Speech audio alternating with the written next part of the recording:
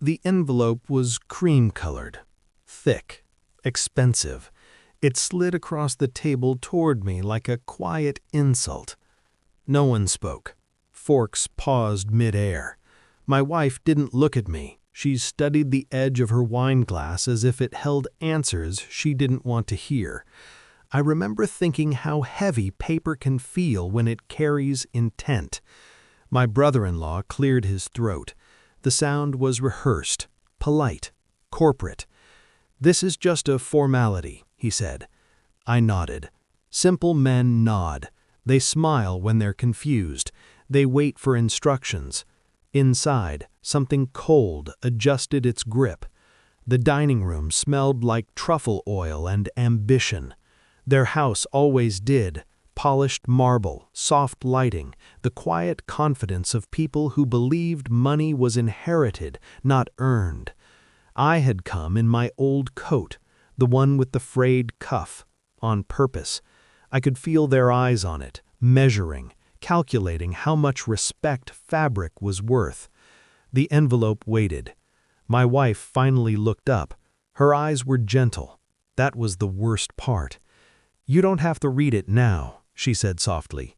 "We just wanted to talk." Talk. I slid a finger under the seal, slowly, deliberately. Paper whispered as it opened. I didn't read it yet. I already knew what it was. I just wanted to see how far they'd go. For years I had been invisible by design, the quiet husband, the man with the modest job, the one who never asked questions at family dinners, who laughed politely at jokes he didn't find funny, who let my wife's family speak over him like background noise. They thought I was harmless. My wife thought I was content. That was the first betrayal. She had married a version of me she could explain to others, someone smaller, manageable, someone who wouldn't threaten the gravitational pull of her brother's empire. I had watched her change around them. Her voice sharpened, her posture straightened. She became someone else at that table, someone who needed their approval more than my understanding. The envelope confirmed what I'd suspected for months. A request, not even framed as one, a temporary contribution, a signature line waiting patiently at the bottom. They needed liquidity, quiet capital, no questions asked. They needed me because they thought I was desperate enough to say yes. What they didn't know was that I already owned 47% of the holding company that kept their hotels breathing. What they didn't know was that every expansion, every acquisition, every carefully celebrated milestone had passed across my desk first, under a different name, anonymous, silent, precise. I watched my wife's hands tremble slightly as she folded her napkin. She still hadn't asked if I was okay. She had already decided what my answer should be. That was the second betrayal. I didn't sign. I smiled. I asked for time. They relaxed instantly. Predators do when they think the trap is working. Over the next 2 weeks, I paid attention. I listened to my wife's phone calls from the next room, the way her voice softened when she spoke to her brother, the way it cooled when she spoke to me. I reviewed documents I already knew by heart, just to confirm how deep the rot went. Offshore transfers, inflated valuations, my capital quietly patching their recklessness. They were bleeding money and calling it growth. At home, I played my part. I asked my wife if she was stressed. She said no. She always said no. I asked if her family was doing all right. She hesitated before saying yes. Hesitation is confession without courage. At night, I lay beside her and stared at the ceiling, counting the breaths between us, measuring the distance. She never once asked why I was so calm.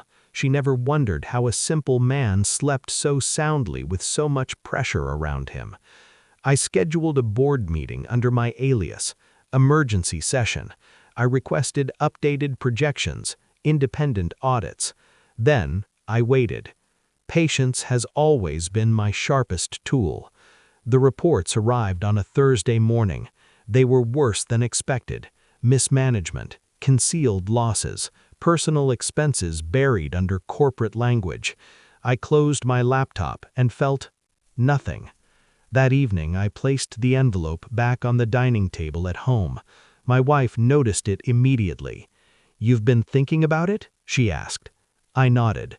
I slid a different document out from beneath it, a shareholder summary, highlighted, annotated. Her eyes scanned the page once, twice. Then she looked up at me like she was seeing a ghost wearing my face. "What is this?" she whispered. I met her gaze, held it. "It's me," I said, "on paper." Silence collapsed around us. Her mouth opened, closed.